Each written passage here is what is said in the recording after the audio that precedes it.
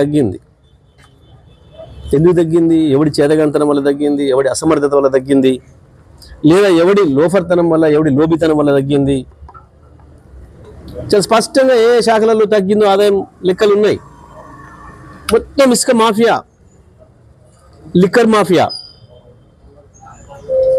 ఈ రెండింటి ద్వారా కాంగ్రెస్ నాయకుల జేబుల్లోకి పోతున్నాయి. రాష్ట్ర ప్రభుత్వానికి రావాల్సిన ఆదాయం కాంగ్రెస్ నాయకుల, మంత్రులు, ఎమ్మెల్యేల జేబులోకి పోతున్నాయి. కాబట్టే రాష్ట్ర ప్రభుత్వానికి ఆదాయం తగ్గింది. రాష్ట్ర ప్రభుత్వం బొక్కసమేమో లోపలికి పోయింది, కాంగ్రెస్ నాయకుల బొక్కసాలు నిండుతున్నాయి. ఒకరిని మించి ఒకడు పోటీపడి సంపాదిస్తున్నారు. ముఖ్యమంత్రి పదవి కొరకు డబ్బులు లంచం ఎరవేయడం కొరకు, ఢిల్లీకి ఎరవేయడం కొరకు మంత్రులు పోటీలు పడి సంపాదిస్తున్నారు. అందుకే ప్రజల ఆదాయం లూటీ అవుతుంది. వాస్తవానికి ఏ ఒక్క పథకాన్ని కూడా ఆపే పని లేదు. కేసీఆర్ చివరి రోజు వరకు నడిపిన పథకాలు ఏ రకంగా వచ్చినాయి, ఎట్లా నడిచినాయి? కేసీఆర్ ఇంత అప్పు చేసిండు, అంత అప్పు చేసిండు అని చెప్పినావు. కేసీఆర్ 10 ఏళ్లలో కేవలం 4,17,000 అప్పు చేసిండు అని చెప్పి రిజర్వ్ బ్యాంక్ చెప్పింది. ఆ లెక్క నువ్వే చెప్పినావు మొన్న అసెంబ్లీలో. నువ్వు సంవత్సరం తిరగకముందే 1,50,000 కోట్ల అప్పు ఎక్కడ పెట్టినావు? ఏం చేసినావు? ఎందుకు ఈ దొంగ ఏడుపేడుస్తున్నావు ప్రజల ముందట? ఇవి ముసలి కన్నీళ్ళు తప్ప రేవంత్ రెడ్డి మాట్లాడిన దాంట్లో ఒక అక్షరం కూడా నిజం లేదు. ఒకటి, ఉద్యోగస్తులు కావచ్చు, ప్రజలు కావచ్చు, మోసం చేయడానికి ఏడుస్తున్న ఏడుపు దొంగ ఏడుపు. 2, సంవత్సర కాలంలోనే దుర్మార్గంగా రాష్ట్ర ఆదాయాన్ని లూటీ చేసి వాళ్ళ జేబు నింపుకున్న విషయాన్ని బయట రానియకుండా చేయడం కొరకు ఏడుస్తున్న ఇంకొక దొంగ ఏడుపు తప్ప ఇంకొకటి కాదు. ప్రతి అక్షరం అబద్ధమే నిన్న రేవంత్ మాట్లాడింది, ప్రతి అక్షరం మోసపూరితమే. కేవలం ఆయన వ్యాఖ్యల ద్వారా ఆయన పరిపాలన చేదగాని తనాన్ని నిరూపించుకున్నాడు. అందుకే రేవంత్ వెంటనే రాజీనామా చేసిపోవడం అనేది మంచిది. నిన్న మాట్లాడిన ప్రతి అక్షరం హామీలు ఎగ్గొట్టడం కొరకు మాట్లాడింది. ఆయన హామీలు ఎగ్గొట్టడం అనేది ప్రధానమైన ఉద్దేశం. ఓపెన్గానే చెప్పినాడు, దాచిపెట్టుకోలే. ఇవాళ మీరు ఏడాది కూడా తిరగలేదు కదా.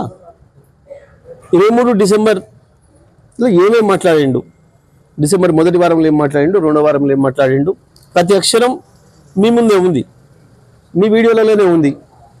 ఏ రకమైన హామీలు ఇచ్చిండు, ఎట్లా రెచ్చగొట్టిండు, ఆర్టీసీ ఉద్యోగస్తులు ఏమని రెచ్చగొట్టిండు, ప్రభుత్వ ఉద్యోగస్తులు ఏమని రెచ్చగొట్టిండు, రైతులకు ఏమని హామీలు ఇచ్చిండు, మహిళలకు ఏమని హామీలు ఇచ్చిండు అన్నాడు. ఇంకా స్పష్టంగా చెప్పిండు.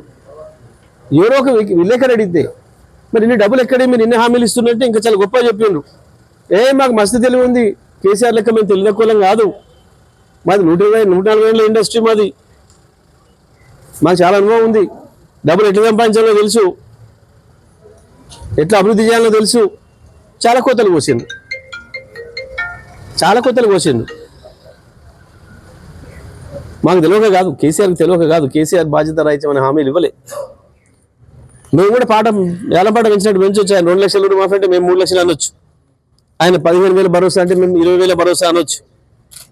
ఆయన 4,000 పెన్షన్ అంటే మేము 8,000 పెన్షన్ అనొచ్చు. కానీ అనలేం మేము. ఎందుకంటే రాష్ట్ర ప్రభుత్వం యొక్క పరిస్థితి ఏందో తెలుసు, మన ఆర్థిక వ్యవస్థ ఏముందో తెలుసు. దాన్ని బట్టి మనం పోవాలి, దాన్ని బట్టి మనం హామీలు ఇవ్వాలి. మోసపూరితమైన హామీలు ఇవ్వద్దు ప్రజలకు. అధికారం కొరకు ఏది పడితే అది మాట్లాడి మోసం చేయొద్దు అన్న భావనతోనే కేసీఆర్ అటువంటి హామీలు ఇవ్వాలి. రాష్ట్ర ప్రభుత్వం యొక్క ఆదాయం ఎంత ఉందో దానికి సరిపోయే హామీలే ఇచ్చినాడు కేసీఆర్. ప్రజలు నిర్ణయించుకుంటారు, ఎవరికి అవకాశం ఇవ్వాలని ప్రజలు ఇష్టం, ప్రజలు నిర్ణయించుకుంటారు. నిర్ణయించుకోనివ్వండి అని అనుకున్నాం మేము. ఏ పాత్ర ఇస్తే ఆ పాత్ర చేద్దాం, ప్రతిపక్ష పాత్ర ఇస్తే ప్రతిపక్ష పాత్ర చేద్దాం, అధికారం నిర్వహించే పాత్ర ఇస్తే అధికారం నిర్వహించే పాత్ర చేద్దామని నిర్ణయించుకున్నాం మేము. కానీ ప్రజలు మోసం చేసి ఓట్లు వేయించుకొని, ఓట్ల ద్వారా అధికారంలోకి వచ్చి ప్రభుత్వ ఆదాయాన్ని కొల్లగొట్టి జేబులు నింపుకొని ఈ రకంగా మళ్ళీ దొంగేడుపులు ఏడుద్దామని మేము అనుకోలేదు. మాకు అవసరం కూడా లేదు. మీరు తెలంగాణ తెచ్చిన వాళ్ళం, మేము తెచ్చిన తెలంగాణను ఏ ఆకాంక్షల కొరకు తెచ్చినామో, ఏ ఆలోచనలతో తెచ్చినామో అమలు చేసిన వాళ్ళం మేము. రేవంత్ లాగా మోసం చేయడానికి వచ్చిన వాళ్ళం కాదు, కాంగ్రెస్ పార్టీ లాగా మోసం చేయడానికి వచ్చిన వాళ్ళం కాదు. అందుకే మేము చెప్తా ఉన్నాం, ఇది చాలా స్పష్టంగా ఇచ్చిన హామీలు ఎగ్గొట్టడానికి, ప్రజలను చేసిన మోసాన్ని నుంచి బయటపడడానికి, అదేవిధంగా వాళ్ళు చేస్తున్న లూటీని కప్పిపుచ్చుకోవడం కొరకు మాట్లాడుతున్నారు తప్ప ఇవాళ ఈ సంవత్సరన్నర కాలంలో కాంగ్రెస్ నాయకుల జేబులు నిండినాయి, మంత్రుల జేబులు నిండినాయి, ఢిల్లీ జేబులు నిండినాయి. ఈడ వసూలు చేయాలి, దందాలు చేసి అక్కడికి పంపాలి, ప్రజలకు మాత్రం పంగనామాలు పెట్టాలి. ఇది కాంగ్రెస్ పార్టీ చేస్తుంది. అలా ఇంకొక మాట కూడా చెప్తా ఉన్నా, అప్పు చేసిపోయింది కేసీఆర్, నాకు అప్పు చేయడానికి వీలు లేదని మాట్లాడుతున్నావు. నువ్వు అప్లై చేయకుండా చేస్తాను కదా వచ్చింది. నేను అప్పు చేస్తానని చెప్పినావు ప్రజలకు ఎప్పుడన్నా? అంతకుముందు 5 ఏళ్ళు ప్రతిపక్ష నాయకుడిగా మాట్లాడింది కావచ్చు, పిసిసి ప్రెసిడెంట్గా మాట్లాడింది కావచ్చు, ఎన్నికల ముందు ఇచ్చిన హామీలలో ఎక్కడైనా మేము అప్పు చేసి మీకు ఇస్తామని చెప్పి ఎక్కడ చెప్పినావా? కేసీఆర్ అప్పు చేసిండు మన ఇబ్బంది పెట్టిపోయినని చెప్పినావు. నేను అసెంబ్లీలో చెప్పినాను, సంతోషం మీరు అప్పే లేకుండా పరిపాలన చేస్తారని అంటున్నారు. ఇక్కడ అప్పు చేయకూడదు ఏ ప్రభుత్వం కూడా అని చెప్తున్నారు. ఇలా మళ్ళీ అప్పు పుడతలేదు ఎందుకు ఏడుస్తున్నావు?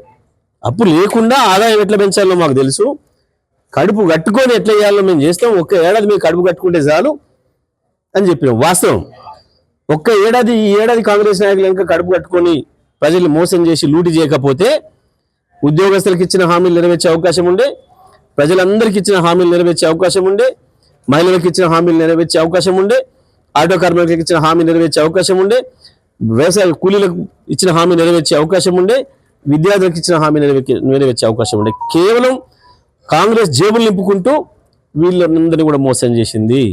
ఇవాళ కొత్తగా అప్పు పుట్టలేదని ఏడుస్తున్నాం, దొంగ మాట. అప్పు పుట్టకేం లేదు, 158,000 కోట్లు ఇప్పటికే తెచ్చిండ్రు, పుట్టినాయి, అన్ని వీళ్ళ జేబులు నింపుకున్నారు, అంత మించి ఏమీ లేదు.